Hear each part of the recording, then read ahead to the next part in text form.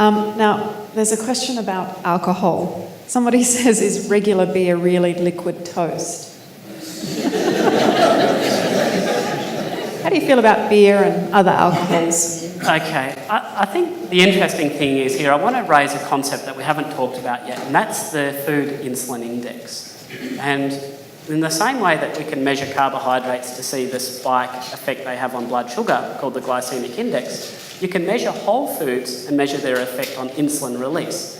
Now, the food that comes, or when I say food group, I'm using this term loosely, that comes number one for the lowest release of insulin, I'm proud to say, is gin. So if you have a look at a lot of the spirits, unsweetened spirits don't induce too much of an insulin response. Now, they do have other effects. There's all sorts of other metabolic effects in the way alcohol is processed in the liver. But if you must have alcohol, then that would be where I start. And personally for me, soda water and gin with a spritz of lime is a great way, and I'm probably going to finish today with one. But alcohol is not 0 calories. So having no carbs and not having an insulin response doesn't mean there's no calories in it.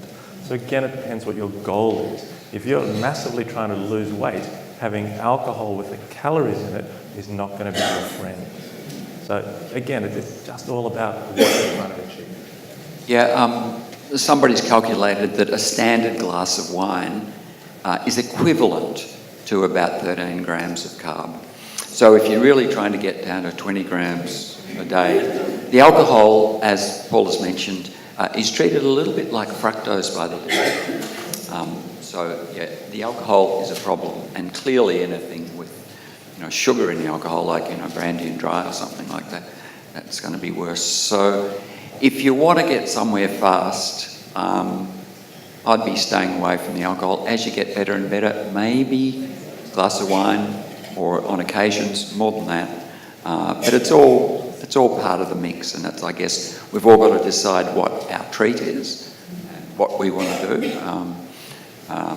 Some people used to call alcohol a fourth food group, macronutrient group, and say it's a free pass, but this is clearly not the case. And so, yeah, your call on that one. Well, I think I'd actually agree with you on that one too, as you want to get where you're at first before you start giving yourself that extra little bit of treat. And I've had more than one patient who has been struggling. We've done the liver blood test, they look funky, their weight loss isn't coming off as required, and when you dig down into it, they really like their grog.